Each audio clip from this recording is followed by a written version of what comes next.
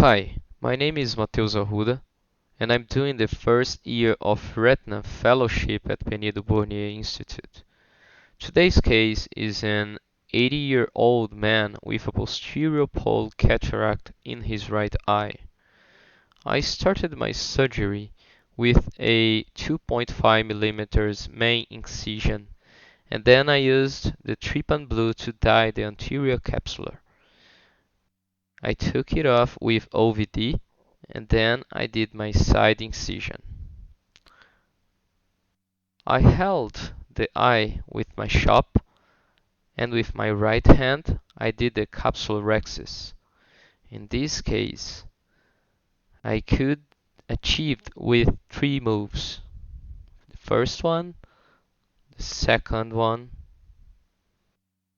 and the last one, the third. We have to remember that we have to avoid hydrodissection in posterior pole cataract, and we must do the hydrodelineation, and that's what I did in this case.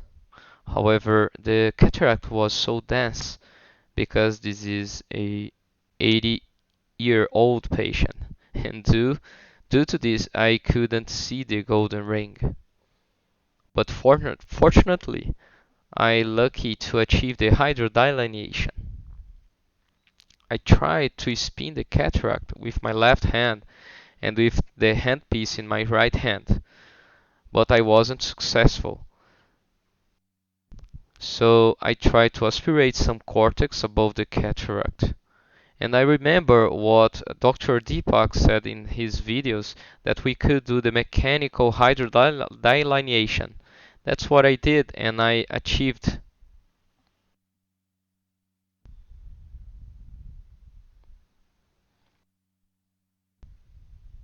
I started to fracture with Phaco chop technique and then I spinned the cataract to chop the older part, and then I started to remove the nucleus. I was waiting to emulsify the epinucleus.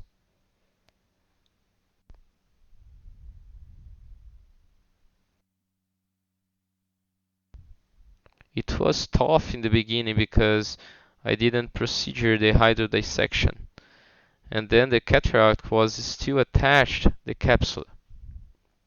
But I kept going and I could access the epinucleus.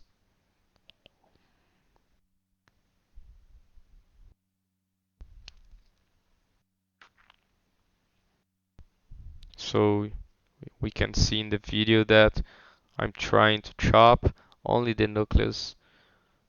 It is hard to do because I didn't make the hydrodissection, but patiently we can we can go there.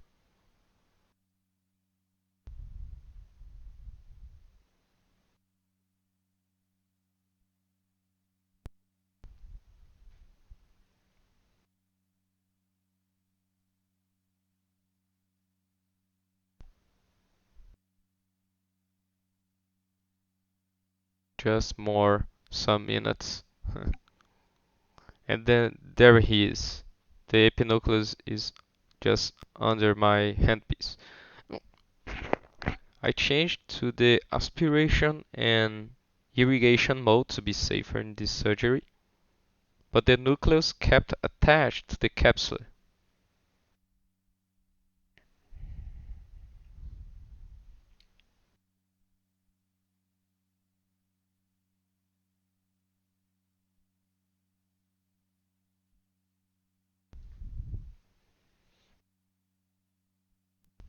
Luckily, when I took the aspiration out of the eye, the epinucleus just came above the iris, and then I put some OVD under it to make it easier the aspiration.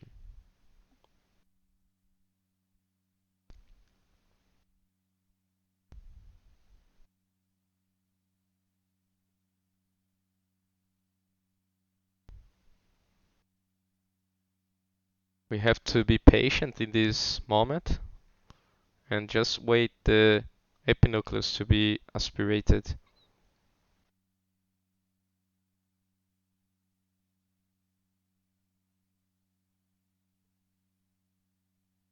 I just went under it.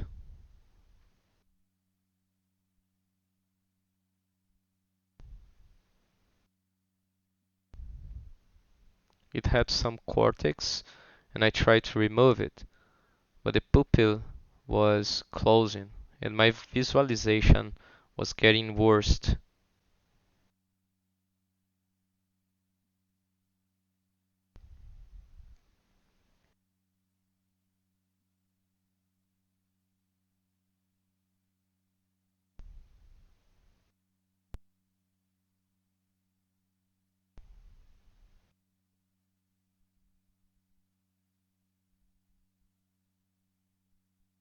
I decided to put some OVD, but the iris was getting out of the main excision, and this delayed my surgery.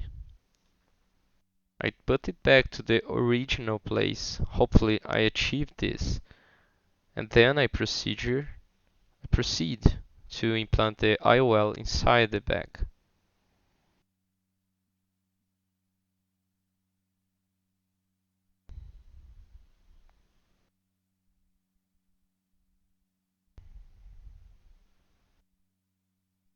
We can sometimes press the main incision, press down to remove a little bit of OVD, and then the iris just come back to the original place.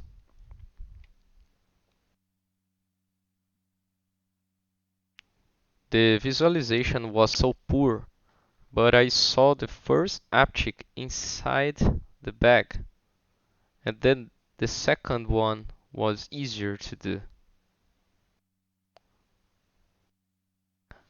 I like to finish the IOL implantation with the spin technique.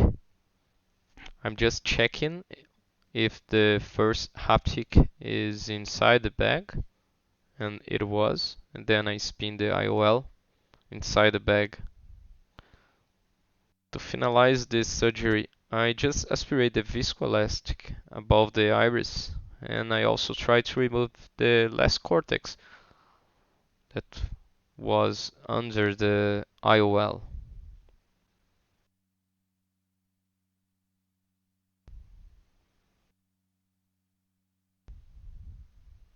And this is the end of the case.